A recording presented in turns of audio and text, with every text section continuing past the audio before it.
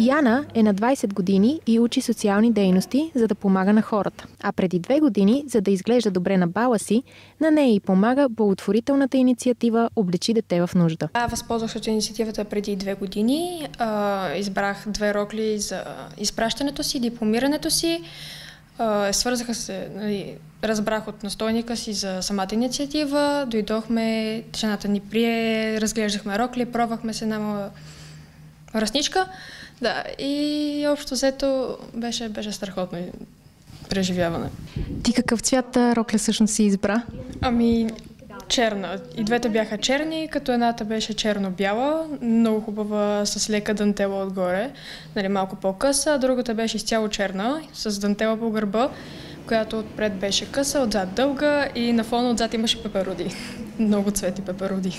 За радостта в очите на Яна е помогнала Диди Стоилова, която е организатор на инициативата и споделя, че идеята е възникнала спонтанно. Като аз съм започнала в малък козметичен салон и се опитвах да помагам на деца в неравностойно положение и разбира се, можех да им правя гримовете и прическите. Така няколко години подред грими и прически, но в един момент директорката на Сирашки дом, с който работех към онази дата, ми сподели, че нямат обувки. Имах клиентка, която до ден днешен на Пиротска има магазин и съответно ги обухме. И в годините се започна от едни обувки, от едни чанти, от гримче, прическа и така нататък. Се оказа, че те имат нужда от много неща и че нямат тоалети за бала.